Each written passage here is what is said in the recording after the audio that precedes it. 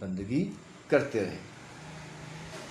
आगे 10वें नंबर पे हैं ज़ुब्ता ख़ान। इनका तल्लुक़ पेशावर से हैं, बड़ी मशहूर मरूफ शायरा हैं और गज़ल पर इनकी जो मतलब कमान है वो बहुत खूबसूरत है।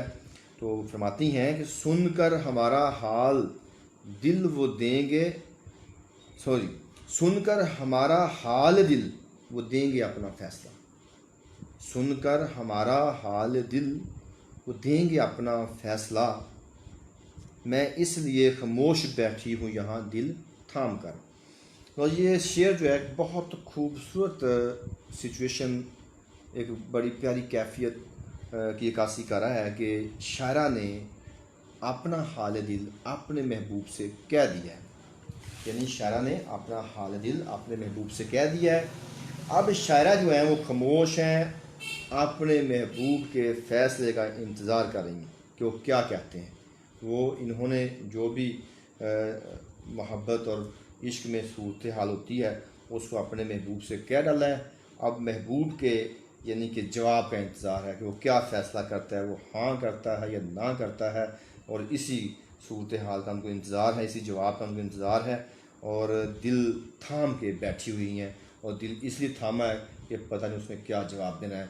हो सकता है ना में जवाब दे दे, अगर ना में जवाब दे दिया तो फिर जो शायरा है उसका दिल टूट जाएगा। तो लिहाजा वो दिल थाम के बैठी हैं। बहुत प्यारा शेर है जी आपका। आपकी जो रोमांटिक गज़लें हैं वो मैं पढ़ता रहता हूँ, तमाम ग्रुप्स के अंदर भी बहुत अच्छी होती हैं। आगे 11वें नंबर पे है अज़मत आरा काशिफ़। इनका तल्लुक़ सियालकोट से है। शेर लिखती हैं, गज़ल तो इनकी बहुत प्यारी थी। आगे शेर है उसका, करता रहा तू नफ्स को खुश हमें दिखा दे, हमें करता रहा तू नफ्स को खुश भी दिखावे से सदा।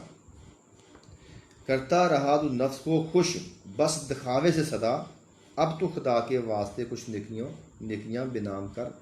शेर बहुत खूबसूरत है और इसमें उन्होंने लिखा है करता रहा तू नफ्स को खुश बस दिखावे से सदा।